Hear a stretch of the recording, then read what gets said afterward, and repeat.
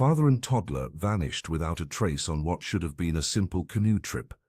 The small community was left devastated by the mysterious disappearance that haunted them for 5 long years. What the Beaver Dam concealed would shake everyone to their core. Before we begin, make sure to subscribe to the channel and comment where you're watching from.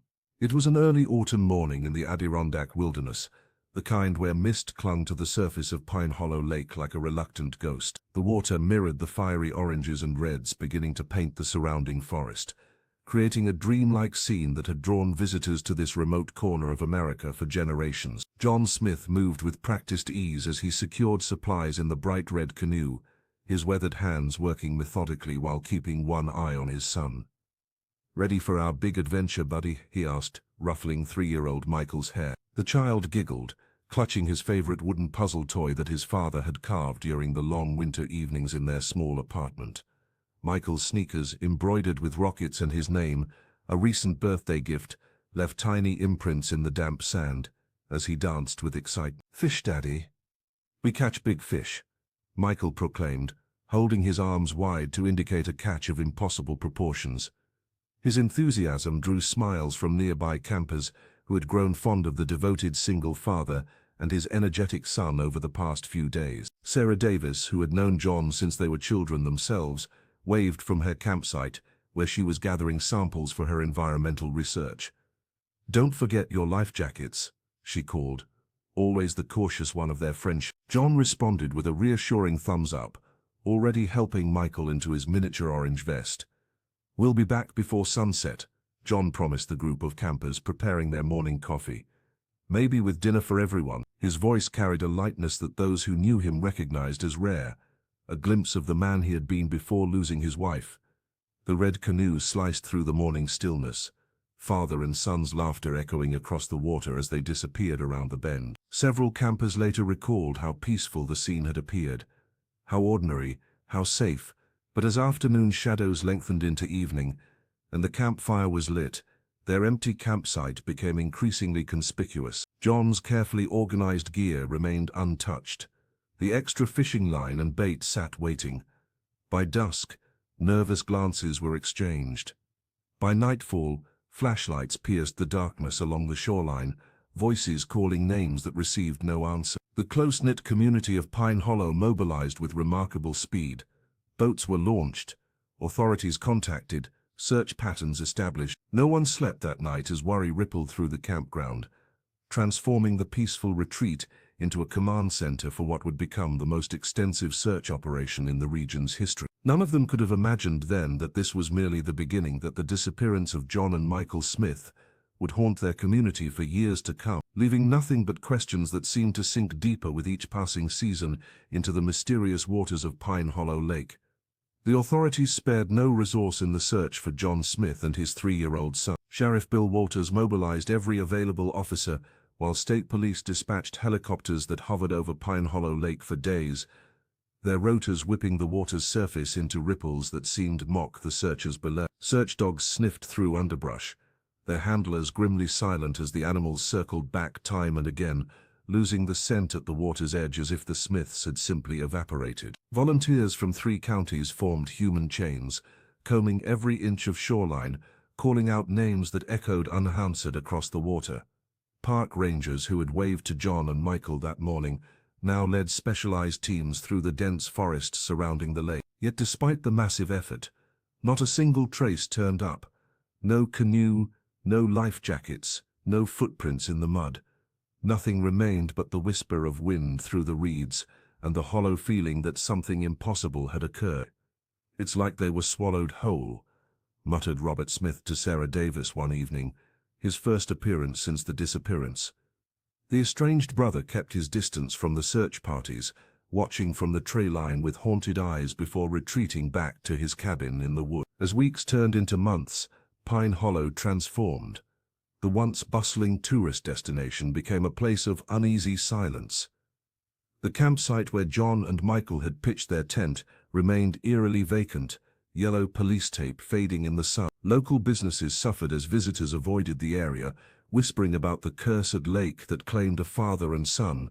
Families who still braved the campgrounds spoke in hushed tones by their campfires, parents keeping their children within arm's reach. Young ones who once splashed carelessly at the water's edge now glanced nervously at the lake, imagining shapes beneath its surface.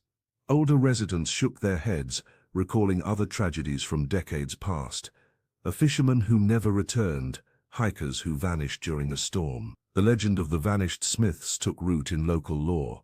Some blamed underwater caves, others pointed to sudden whirlpools or hidden currents. Mary Brown, the respected Anishinaabe elder, remained silent when asked directly, but was overheard telling children that the water remembers what we forget. By winter, the search was officially scaled back. The red canoe and its precious cargo became a painful memory, a cautionary tale, and eventually a ghost story told around campfires. The father and son who paddled into mystery, leaving nothing behind but questions that hung in the air like morning mist over Pine Hollow Lake. 5 years passed like a slow-moving current, each season washing away hope until Pine Hollow Lake became synonymous with tragedy rather than tranquility. The summer drought that year was particularly severe, shrinking the water level by several feet and exposing portions of the lakebed that hadn't seen sunlight in decades. Nature had begun reclaiming its secrets, but not all would remain hidden. During the annual community cleanup event, 13-year-old Lucas Johnson was assigned to the eastern shoreline where a beaver dam had partially collapsed. While collecting plastic bottles and fishing line, something caught his eye, a flash of faded red amid the sticks and mud. Curious, he dug through the debris and pulled out a tiny sun-bleached sneaker. The shoe was caked with mud but unmistakably child-sized, with small rockets embroidered on the side and the name Michael stitched across the heel. "I found some," Lucas called out, his voice cracking with excitement and unease. The volunteers gathered quickly, whispers rippling through the group as they passed the small shoe from hand to hand. Someone recognized it immediately and called Sarah Davis, who had been cataloging plant changes on the opposite shore. Sarah arrived breathless, her research equipment still dangling from her shoulder. When the sneaker was placed in her trembling hands, the color drained from her face. She remembered the day she had helped John Smith pick out those shoes at the mall. Michael had been so excited, stomping around the store and declaring he could run as fast as rockets in them. "This is Michael's," Sarah confirmed, her voice barely audible. "I was with John when he bought these for Michael's 3rd birthday, just 2 weeks before they disappeared." The discovery electrified the small community. By nightfall, news had spread through Pine Hollow like wildfire. Residents who had long ago accepted the mystery as unsolvable found themselves revisiting old theories and memories. The environmental researcher couldn't sleep that night, staring at the ceiling as questions raced through her mind. How had the shoe ended up in a beaver dam? What did this mean about what happened that autumn day 5 years ago? The following morning, Sarah contacted the local authorities, who seemed reluctant to reopen a case that had gone cold years before. Undeterred, she carefully examined the sneaker, noting how the material had degraded and where sediment had collected. As an environmental scientist, she understood that nature left patterns, readable ones for those who knew how to interpret them. This wasn't just evidence, it was a message from the past. And Sarah was determined to decode it, whatever the cost. Sarah Davis couldn't shake the image of that tiny sneaker from her mind. The rockets embroidered on the side, the name Michael faded, but still visible, it haunted her dreams. 5 years had passed since her childhood friend John Smith and his 3-year-old son had vanished without a trace. But this discovery changed everything. "I need to talk to Robert," she murmured to herself, organizing her research notes. As an environmental researcher, Sarah had been studying the lake's ecosystem. When Lucas found the shoe, she'd noticed unusual patterns in the aquatic vegetation near the collapsed beaver dam, patterns that suggested a significant disturbance around the time of the disappearance. The drive to Robert Smith's cabin took her deep into the woods surrounding Pine Hollow. Few people ventured this far. Robert preferred it that way. The gravel crunched beneath her vehicle as she pulled up to the weathered structure. Solar panels tilted toward the afternoon sun, and a stack of chopped wood stood neatly by the door, signs of his self-sufficient lifestyle. "I didn't expect visitors," Robert said gruffly when he answered her knock. His beard was longer than when she'd last seen him, his eyes wary beneath a furrowed brow. The estranged brother of John had withdrawn even further after the disappearance, The decade-old family rift seemingly sealed by tragedy. "I wouldn't be here if it wasn't important," Sarah replied, holding her ground. They found Michael's sneaker in a collapsed beaver dam, the one with rockets on it. Something shifted in Robert's expression, a barely perceptible change, but Sarah caught it. He stepped aside, wordlessly inviting her in. Inside, the cabin was sparse but meticulously organized. Maps of the area covered one wall, marked with notations she couldn't decipher from where she stood. "I've been studying the lake," Sarah continued, setting her research folder on the table. "The plant growth patterns near the dam show unusual disruption 5 years ago. Something changed the water flow dramatically around the time they disappeared." Robert remained silent, his arms crossed defensively across his chest. "I think there might be underwater passages we never found during the search," she pressed on. "Places where the current could have carried them, or evidence of what happened." When he finally spoke, his voice was rough, with emotion. "What do you expect to find after all this time?" "The truth," Sarah answered simply. "Don't you want that too?" She opened her folder, revealing photographs of the strange vegetation patterns. As Robert leaned forward to examine them, something flickered across his face, an expression caught between desperate hope and terrible dread. His hands trembled slightly as he touched the image of the tiny sneaker. "There's something I never told anyone about that day," he whispered, the words seemingly dragged from somewhere deep within him. The second discovery came 3 days after the sneaker. A local volunteer, wading deeper into the collapsed beaver dam's remains, spotted something glinting beneath layers of mud and twigs. Sarah Davis knelt by the water's edge, heart racing as she carefully extracted a small wooden whistle from the debris. "It's John's," she whispered, her voice barely audible over the gentle lapping of Pine Hollow Lake. Her fingers trembled as she wiped away years of sediment. The craftsmanship was unmistakable, the careful whittling marks, the smooth mouthpiece, even the tiny pine tree etched into one side. Sarah remembered watching John Smith carve toys for Michael during quiet evenings by the campfire, his large hands moving with surprising delicacy. "He made these when he couldn't find the right words," she explained to Robert, who stood nearby with arms crossed defensively. "After your mother died, then again when he lost his wife. Creating things for Michael was how he processed grief." The environmental researcher turned the whistle over, examining how the wood had survived years underwater. It should have rotted away, yet here it was, preserved somehow in the peculiar chemistry of the dam's interior. News of the second artifact spread through Pine Hollow like wildfire. By nightfall, the lakeside diner buzzed with theories. Some elderly residents whispered about water spirits disturbed by modern intrusion, claiming the lake had always been temperamental. Others suggested more sinister possibilities. Perhaps John had enemies unknown to the community. "They say the dam wasn't natural," a fisherman muttered over coffee. "Beavers don't build that way. Something forced them to change their patterns that year." Mary Brown, listening quietly from her usual corner booth, simply shook her head at the speculation. The Anishinaabe elder caught Sarah's eye across the room and motioned her outside. "People need stories when they can't face truth," Mary told her under the starlit sky. "But you know better than to look for ghosts," Sarah nodded, clutching the whistle in her pocket. "The lake is telling us something through its patterns. The way the water flows, how the plants have changed, it's all connected to what happened that day." Back in her small cabin, Sarah laid out her evidence. Michael's rocket-embroidered sneaker, the hand-carved whistle, photographs of altered vegetation patterns, and topographical maps of the lake basin. She traced her finger along the contours, following invisible currents that might have carried a bright red canoe and its precious passengers away from searching eyes. The truth wasn't in superstition or local legend. It was written in the land itself, a mystery that had patiently waited 5 years to be solved. Sarah Davis hunched over her kitchen table, surrounded by topographical maps of Pine Hollow Lake and its surrounding watershed. Her environmental research background had finally found purpose beyond academic papers.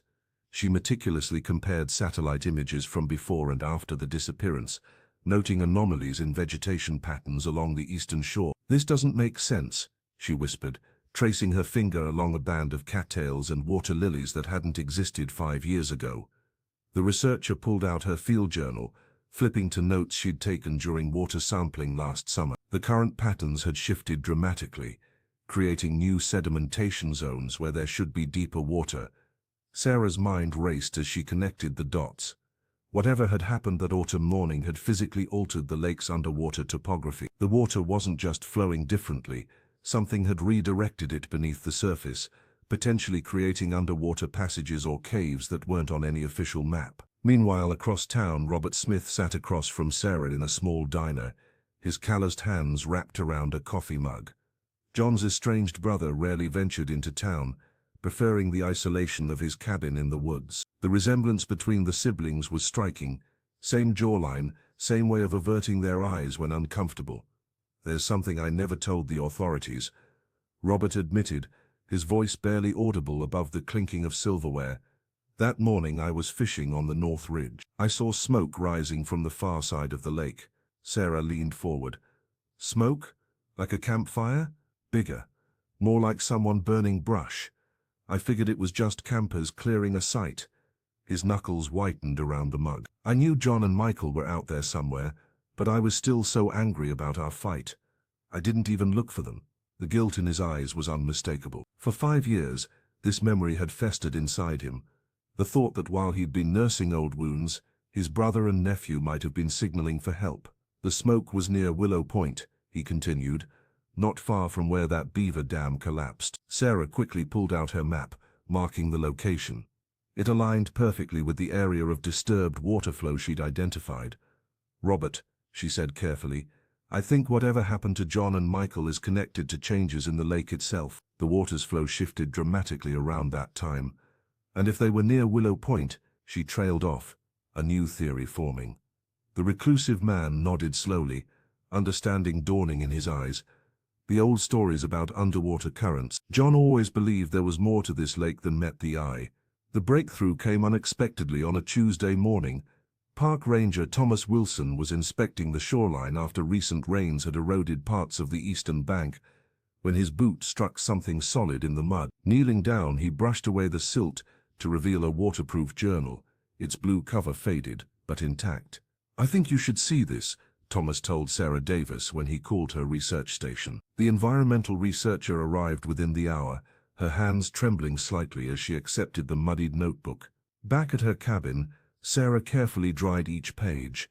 Most were damaged beyond recognition, the ink blurred into abstract patterns. But midway through, one page remained remarkably preserved, a detailed sketch of a weeping willow arching over water, its branches touching a stone formation that created a natural arch. Beneath the drawing, in John Smith's distinctive handwriting, were the words "safe path," with a question mark that seemed to trail off uncertainly. "I remember John always carried a journal," Sarah whispered to herself, running her finger along the edge of the paper. He documented everything about their adventures together. The next morning, Sarah drove to Robert Smith's cabin deep in the woods.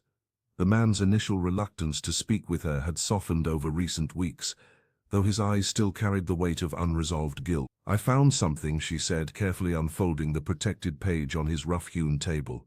Robert's expression changed instantly. "I know this place," he said, his voice barely audible. "It's on the far western side of Pine Hollow Lake where the old mining road ends." The secluded cove had been avoided by locals for generations.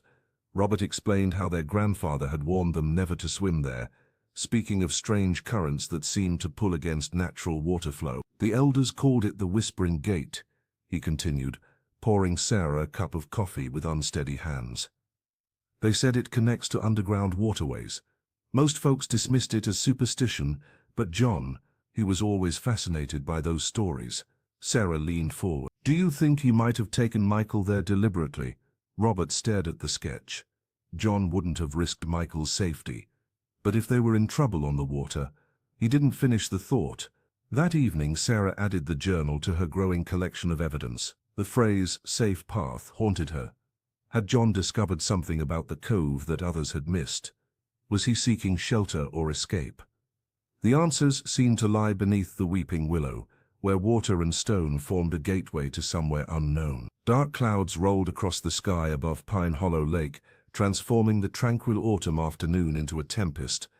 The storm arrived with little warning, sending campers and investigators scurrying for shelter as lightning cracked the heavens and thunder shook the ground beneath their feet. Sarah Davis huddled under a tarp with Robert Smith, watching as torrential rain pummeled the remnants of the Beaver Dam they'd been examining.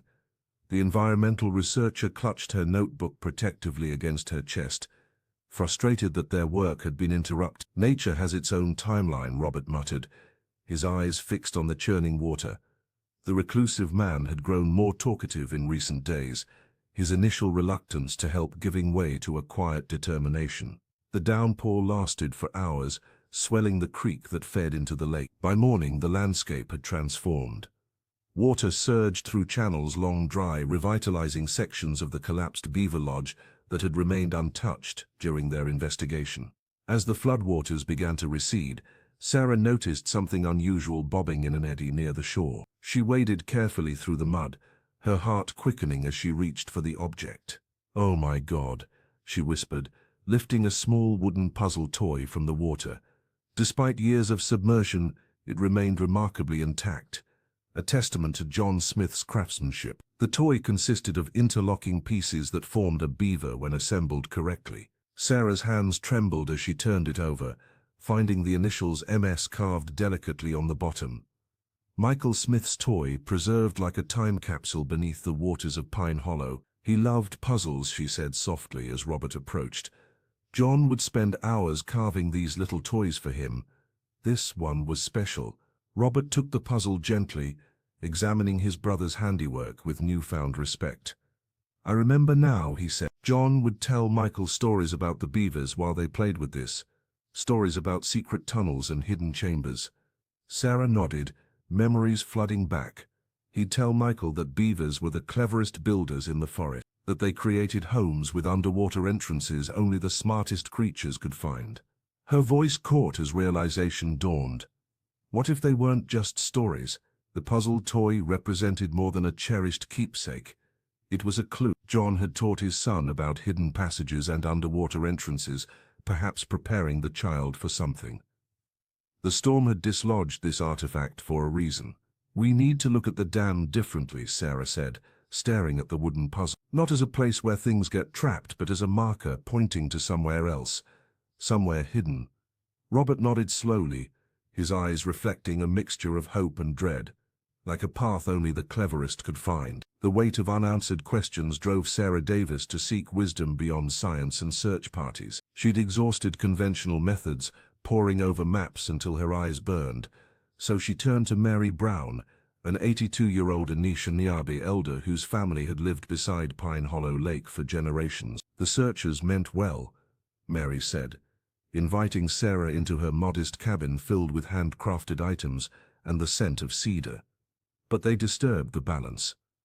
Too many feet, too many machines, too much noise. The elder's weathered hands cradled a cup of tea as she spoke. "The land remembers." Sarah explained about Michael's sneaker and the wooden whistle. "I need to understand what happened to them." Mary nodded slowly. "Bring Robert. He needs healing too." The next morning, Sarah arrived with Robert Smith, who stood awkwardly at the edge of Mary's property, reluctance etched into his posture. The elder didn't acknowledge his discomfort, simply beckoned them to follow her down to the water's edge. "Your people see water as something to cross, to use," Mary said, kneeling to touch the lake's surface. "For us, water is alive. It has memory. Spirit." She gestured toward the beaver dam where Michael's shoe had been found. "The beaver people are guardians of the water path. They build, they change the flow, they create new worlds beneath the surface." Robert shifted uncomfortably.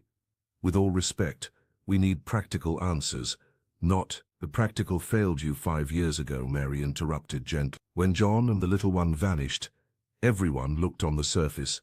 No one listened to what the water was saying. They walked along the shoreline, Mary pointing out subtle changes in vegetation, explaining how certain plants only grew where underwater currents ran strong. She spoke of hidden passages that appeared and disappeared with the seasons, of caves that breathed with the water table. "There is a path beneath," she said, "known only to those who truly listen. The beaver people know. They've always known. Sarah noticed how Robert's skepticism gradually softened as Mary shared stories passed down through generations. The elder described how her grandfather had once followed such a water path to rescue a child who'd fallen through winter ice. The land isn't just land, Mary explained. The water isn't just water. Everything remembers. Everything speaks. John knew this, I think. He was always watching, always listening when he came here with the boy. As dusk approached, Mary handed Sarah a small bundle of herbs. Burn these at the water's edge tonight, then be silent and listen. The water path reveals itself to those who respect its voice. Robert's eyes glistened with unshed tears. Do you think they could have survived? Mary touched his arm gently. The water remembers. And so do you. Mary's tales of water spirits and hidden paths lingered in the cool evening air. As they sat by the shore, Robert Smith stared into the campfire, his weathered face illuminated by dancing flames. The elder's stories had awakened something in him, memories he'd tried to bury beneath years of isolation in his woodland cabin. There's something I never told anyone, Robert finally said, his voice barely audible above the gentle lapping of Pine Hollow Lake. Something I've carried for too long. Sarah Davis looked up from her research notes, sensing the weight in his words. The environmental researcher had spent weeks piecing together the puzzle of John and Michael's disappearance, but she hadn't expected this breakthrough to come from John's estranged brother. 5 years before they vanished, Robert continued, I tried to take Michael away from John. I was convinced my brother couldn't raise him properly after losing his wife. Sarah's breath caught. You what? John was broken after the funeral. Wouldn't eat, barely spoke. Robert's hands trembled as he fed another stick to the fire. I found him one night, just sitting in the dark while Michael cried in his crib. I snapped, told him I was filing for custody. Mary Brown nodded knowingly, her ancient eyes reflecting wisdom beyond her 82 years. The Anishinaabe elder had seen family wounds like this before. What happened? Sarah asked, torn between her loyalty to John's memory and the raw pain in Robert's confession. John changed overnight, started therapy, became obsessively devoted to Michael. Robert's voice cracked. He shut me out completely. The last time we spoke, he told me I'd never see them again. Sarah processed this revelation, her mind racing. Had John been planning to disappear with Michael all along? Was their canoe trip a planned escape rather than a tragedy? That morning, Robert whispered, when I saw smoke across the lake, I knew it was their campsite. I could have gone over, tried to make amends. Instead, I turned away. The guilt in his voice was palpable, hanging in the air like the mist over the water. Sarah realized that everyone connected to this mystery carried their own burden, herself included. She'd encouraged John to take Michael camping, convinced the outdoors would help heal their family wounds. Guilt is like water, Mary said softly, echoing her earlier teachings. It finds every crack, fills every empty space. But like water, it can also cleanse. Sarah gazed out at the dark surface of Pine Hollow Lake, understanding now that the mystery ran deeper than physical evidence. The currents of human emotion, fear, regret, love, had shaped this tragedy as surely as the hidden underwater paths that might have claimed John and Michael Smith. Sarah Davis spent days poring over topographical maps of Pine Hollow Lake, comparing them with underwater photographs taken by the search team. Her apartment walls were covered with charts, sticky notes and red string connecting evidence points. The environmental researcher's dedication was bordering on obsession, but she couldn't let go, not when she was getting closer to the truth about John and Michael Smith. During her third dive with the volunteer team, Sarah discovered something unexpected, a veritable graveyard of lost items on the lake bed. Fishing lures glinted in the murky light, alongside waterlogged camping equipment, a child's plastic bucket, and even a waterproof watch, still ticking away the wrong time. These weren't random discards. They marked a specific zone where the lake's current behaved unusually. It's like a natural collection point, she explained to Robert Smith over coffee at the local diner. The bearded man listened intently, his eyes revealing a mix of hope and dread. Everything that falls into the water eventually gets pulled toward this underwater pocket. It's not visible from the surface. Sarah pulled out her notebook, showing him the meticulous documentation of each recovered item. Look at the pattern, she said, tracing her finger along a crude map. Michael's sneaker was found here, the hand-carved whistle over here, and the puzzle toy in this area. Robert leaned forward, his weathered hands gripping the coffee mug tightly. And they all point to the cove, Sarah finished. The one beneath the weeping willow and stone arch, exactly where the journal sketch indicated.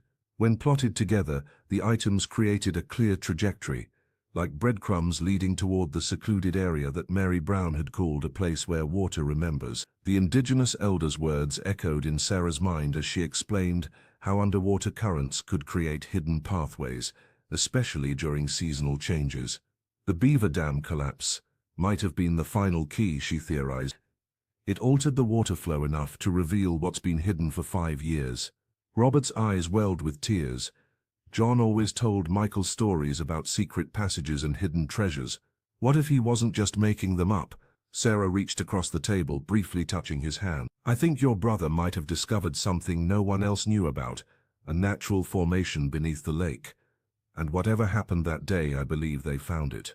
As they left the diner, Sarah gazed toward Pine Hollow Lake, its surface deceptively calm in the afternoon light. The answers were there, beneath the water, waiting to be uncovered, just like the trail of artifacts that had survived 5 years of silence, all converging on a single, forgotten cove.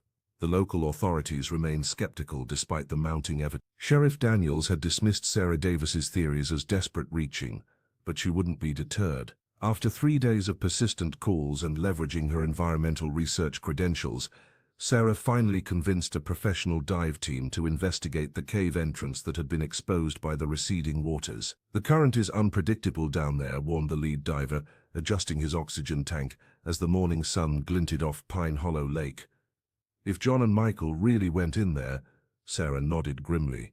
They had no choice. The pattern of debris suggests they were pulled toward this spot. Robert Smith stood silently at the shore, his weathered face betraying the conflict within him.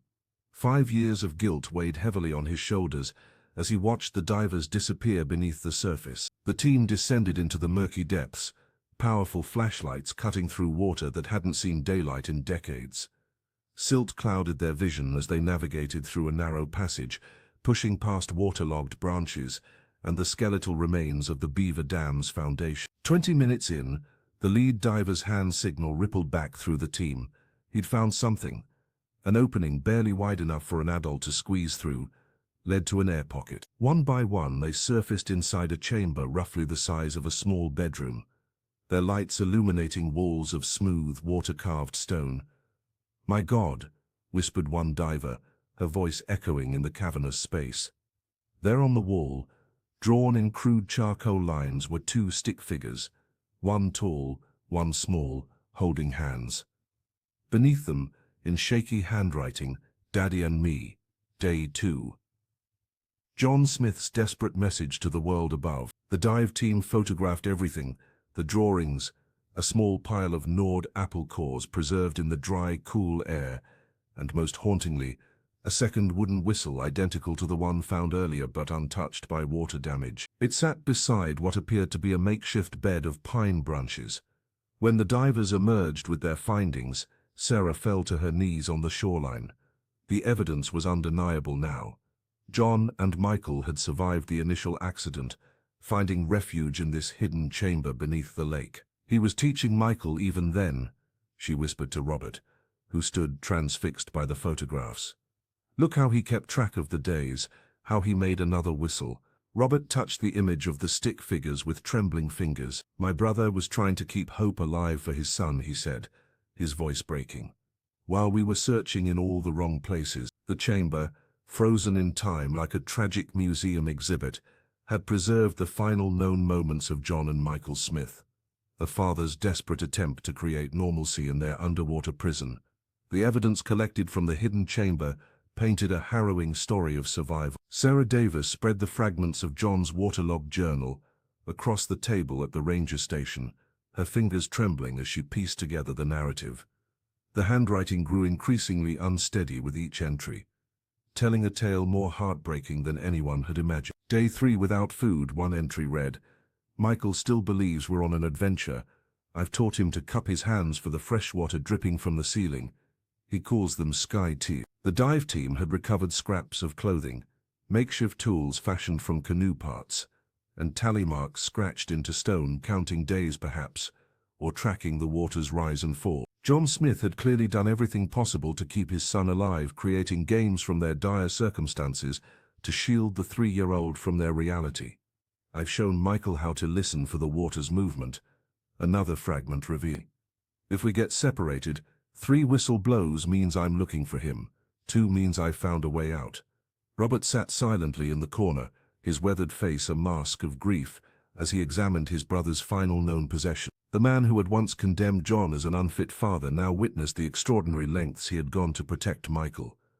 They survived at least 2 weeks, the lead investigator explained, pointing to apple cores in various states of decomposition. The cave system has multiple chambers, some with air pockets.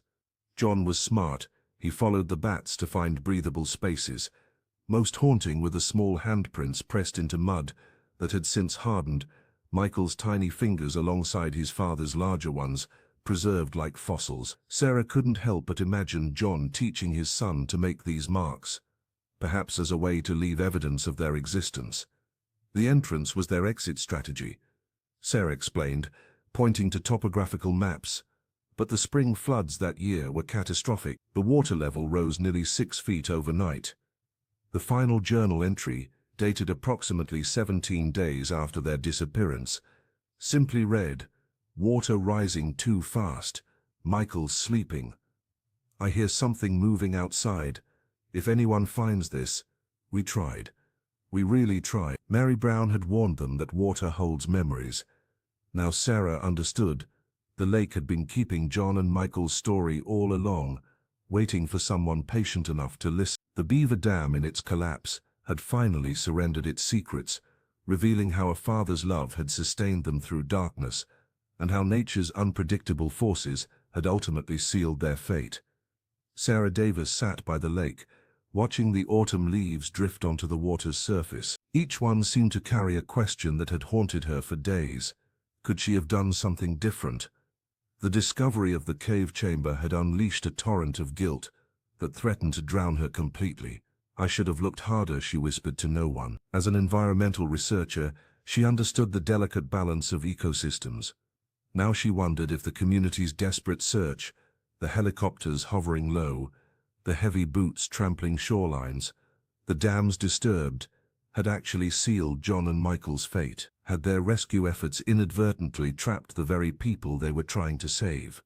She ran her fingers over the wooden whistle, imagining John Smith carving it with his pocket knife, his large hands working patiently while Michael watched in wonder. The journal fragments painted a heartbreaking picture. A father teaching his son to survive, rationing their meager supplies, telling stories to keep fear at bay. In one entry, John had written about hearing the search parties above, how he'd tried to signal them with the whistle, but the sound couldn't penetrate the rock and water. "We were so close," Sarah murmured, tears welling in her eyes. "So damn close." Meanwhile, at his cabin in the woods, Robert Smith was experiencing his own reckoning. He sat at his rough-hewn table, surrounded by the evidence of his brother's final days, photocopies of journal pages, the map with its mysterious markings, and a photograph of John and Michael he'd kept hidden for years. The pain of their rift still burned, but now Robert saw his brother's actions through a different lens. John hadn't been reckless or irresponsible, as he'd always claimed. Every decision, from the carefully packed supplies to the detailed maps, showed a father determined to protect his child. "I was wrong about you," he admitted to the empty room. Robert remembered their last argument, the cruel words he'd hurled about John's parenting. Now he understood that his brother had been planning not just a camping trip, but an escape, a fresh start for himself and Michael, away from painful memories and family conflict. When Sarah called that evening, Robert answered on the first ring. "I've been thinking about what Mary said," he told her, his voice softer than usual. "About listening to the water." "Me too," Sarah replied. "I think we need to go back to the beginning.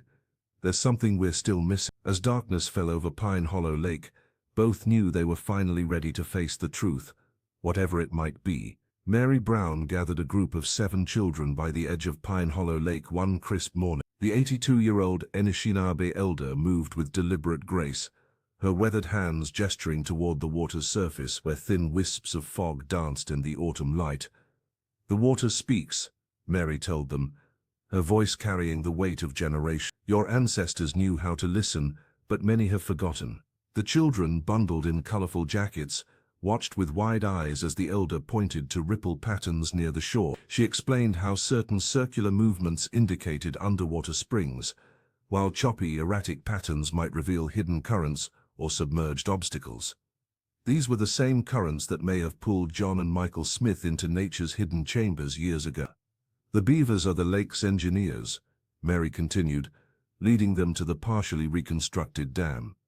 "They understand balance. When we respect their work, they protect the water's memory." Sarah Davis stood at the edge of the group, notebook in hand, watching as Mary taught the children to identify beaver markings on trees and how to recognize the subtle differences between natural dam construction and human interference. The environmental researcher had been spending more time with Mary lately, learning to see the landscape through different eyes. "Place your hands on the water," the elder instructed, demonstrating by kneeling at the lake's edge. "Feel how it pulls. The water remembers everything it touches." One small girl gasped when her fingers broke the surface. "It's talking to me," she exclaimed, and Mary nodded with knowing eyes. As the lesson continued, Robert Smith appeared at the tree line, watching from a distance. He had begun emerging from his self-imposed isolation, drawn by the community's renewed connection to the place that had taken his brother and nephew. The days grew shorter as October yielded to November. Pine Hollow transformed from a canvas of fiery oranges and reds to bare branches etched against pewter skies. Morning frost crunched underfoot as Sarah made her daily pilgrimage to the lake, where the water level continued to shift with the changing season. Mist rose from the surface each dawn, thicker now, swirling in phantom shapes that seemed almost deliberate in their movements. Locals spoke of strange sounds carrying across the water, whispers and echoes that hadn't been heard before. The lake itself seemed restless, as if preparing to reveal something long hidden beneath its surface. "The water is speaking louder now," Mary told Sarah one evening as they watched the fog roll in. "Something is coming to light. The lake is ready to share its secret." Sarah Davis spent hours examining the remnants of the Beaver Dam, her fingers tracing the unusual structures hidden beneath layers of mud and davy. What she discovered sent a chill down her spine. Woven among the natural twigs and branches were unmistakably human additions, rusted metal wire deliberately twisted around key support points, weathered lumber strategically placed to reinforce weak spots, and even fragments of plastic binding it all together. "This wasn't built by beavers alone," she whispered, pulling back a clump of soggy leaves to reveal more evidence of tampering. The environmental researcher photographed everything, her mind racing with implications. Someone had modified the dam, perhaps to control water flow or, more disturbingly, to conceal something within its depths. She called Robert Smith to the site, needing another set of eyes. When he arrived, his weathered face grew pale at the sight of the unnatural materials. "Who would do this?" he asked, voice barely audible above the gentle lapping of the lake water. "Someone who knew the area well," Sarah replied, carefully extracting a piece of wire that had been twisted with precision. "Someone who understood how water moves." As daylight faded, Sarah returned to her small cabin near the lake, spreading her research across the kitchen table. Among John's recovered possessions was a waterproof pouch containing several folded papers. One caught her attention, a hand-drawn map of Pine Hollow Lake, with a carefully plotted canoe route. Something about it seemed off. She pulled out the official copy from the park ranger's files, the one John had supposedly submitted before his trip with Michael. Placing them side by side, the discrepancy became obvious. The routes were different. The official map showed a journey hugging the safer eastern shoreline, while John's personal map indicated a completely different path across the center of the lake. "This doesn't make sense," Sarah murmured, tracing both routes with her finger. John knew these waters. He wouldn't take a 3-year-old through the deepest section.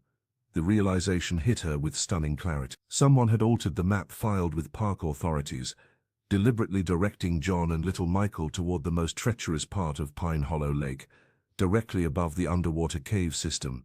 Sarah's hands trembled as she called Rob. "I need you to come over right now," she said, voice tight with urgency. "I think someone wanted your brother to disappear."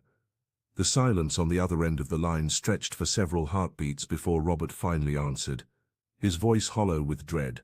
"I'm on my way." Sarah Davis sat at her kitchen table, staring at the bank statement spread before her. The paper trail revealed what everyone had missed 5 years ago. 3 days before their disappearance, John Smith had withdrawn $15,000 in cash from his savings account. The transaction stood out like a beacon among his typically modest withdrawals.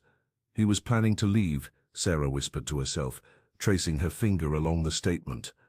A call to the local storage facility confirmed her suspicions. John had rented a unit under a pseudonym the same day. The manager remembered him clearly, a quiet man with a small boy who kept showing him a toy rocket. When Sarah visited the storage unit, she found it nearly empty save for a few boxes of children's clothes, sized for growth, and a folder of documents, new birth certificates, social security cards with altered names. John had been methodically planning an escape, creating a new identity for himself and Michael far from Pine Hollow. Sarah drove directly to Robert's cabin, the pieces finally clicking into place. The environmental researcher found him chopping wood, his movements mechanical, as if trying to exhaust himself into numbness. "He was running away from you," she said without preamble, holding up the folder. "John was planning to disappear with Michael, start over somewhere you couldn't find them." Robert's axe stopped mid-swing. He lowered it slowly, his weathered face crumpling with an emotion Sarah couldn't immediately identify. "I know," he finally said, his voice barely audible above the forest sounds. "I suspected as much when I saw them that morning." Sarah froze. "What did you just say?" Robert sank onto a nearby stump, eyes fixed on the ground. "I was fishing at dawn on the North Shore. I saw their canoe glide past. John was pointing things out to Michael, birds, trees." The boy was laughing. "You saw them and never told anyone?" Sarah's voice trembled with disbelief. "I was so angry," Robert confessed, tears forming in his eyes. "I thought he was taking my nephew away forever. I turned my boat around and paddled the other direction. I was too proud to call out, too stubborn to say goodbye." The weight of his confession hung between them like a physical presence. For 5 years Robert had carried this secret, that he'd had one last chance to speak to his brother, and chosen silence instead.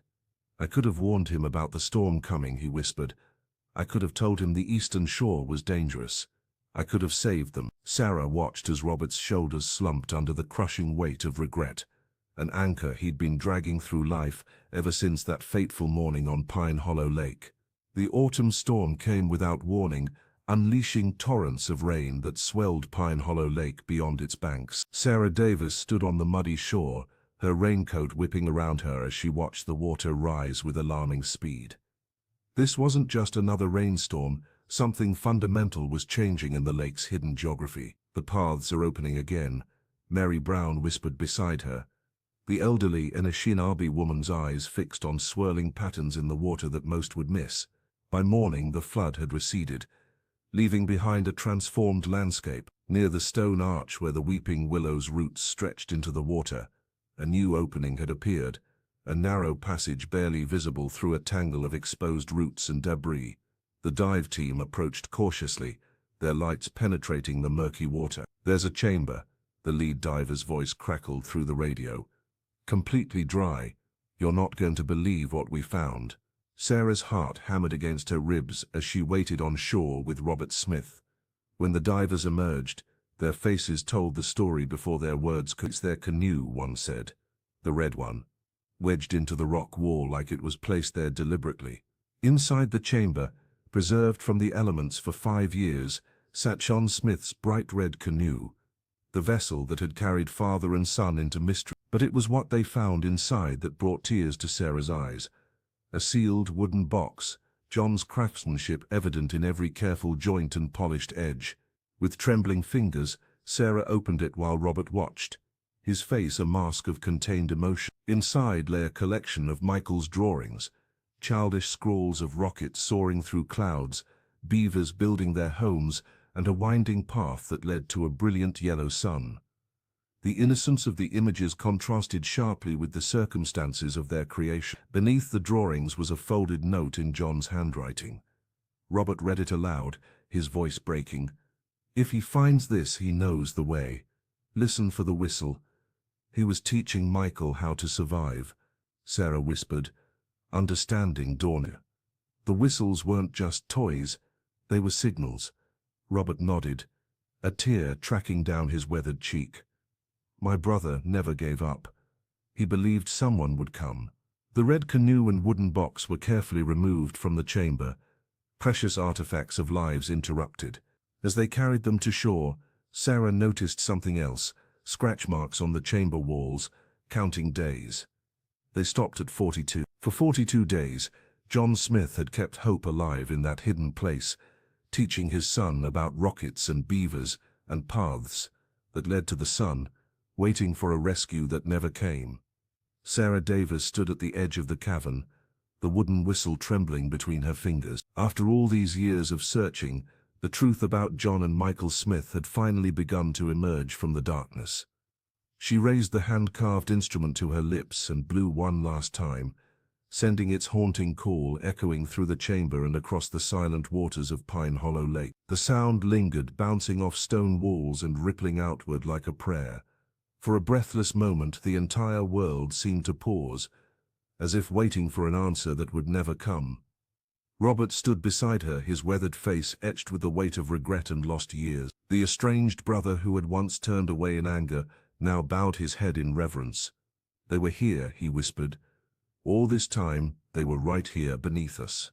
Tears streamed down Sarah's face as she clutched the whistle against her chest. The environmental researcher who had spent countless hours mapping currents and studying plant patterns now understood that science alone couldn't capture the full story of what had happened here.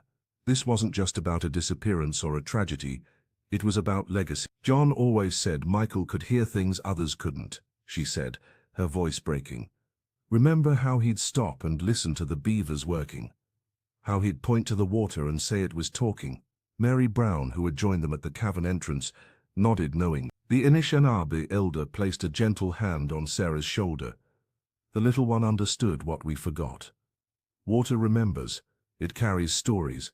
As they made their way back toward shore, Sarah realized the Smiths had left behind something far more profound than mystery. They had taught them to listen to the land, to the whispers of nature, to each other.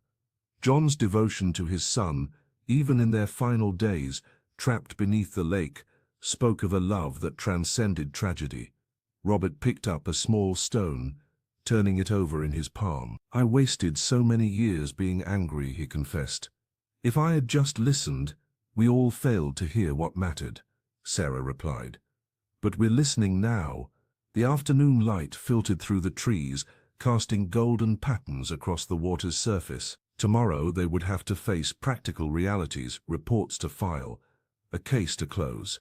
But today, in this moment of quiet revelation, Sarah understood that sometimes redemption comes, not from finding what was lost, but from discovering what had been there all along. After weeks of painstaking investigation and discovery, the Pine Hollow Sheriff's Department officially closed the case of John and Michael Smith. Their report cited natural causes, a tragic accident involving flash flooding and underwater cave systems. The red canoe preserved in the hidden chamber was catalogued as evidence and eventually returned to Robert Smith, who placed it reverently beside his cabin as a memorial to his brother and nephew. For the residents of Pine Hollow, however, the story refused to end with a simple case file. The lake that had once inspired fear and whispered warnings became something else entirely, a place of quiet reflection and remembrance. On clear mornings, local children could be seen tracing the paths of beavers along the shoreline, their small fingers pointing out the intricate engineering of nature that had both hidden and revealed the truth. Sarah Davis established a small research station near the cove, documenting the lake's changing patterns and teaching visitors about the delicate balance between water, wildlife, and human presence. Her work honored John's resourcefulness and Michael's innocent wonder, transforming tragedy into education. "The water remembers," Mary Brown would tell the youngsters who gathered at her feet during community gatherings. The elders' stories of listening to the land resonated differently now, carrying the weight of lived experience rather than mere folklore. When she spoke of spirits in the water, even the most skeptical adults found themselves nodding in solemn understanding. Robert emerged from his self-imposed isolation, gradually becoming part of the community his brother had once embraced. He volunteered with the Park Service, teaching wilderness safety to families preparing for lake excursions. The weight of regret never fully lifted from his shoulders, but in helping others, he found a measure of peace.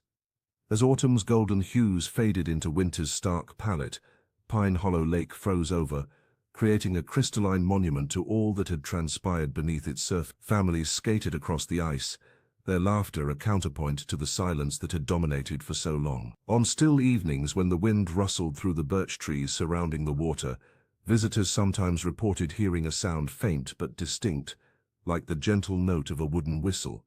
Scientists explained it as air moving through hollow reeds, but the locals knew better. It was a reminder that stories like those who create them never truly vanish.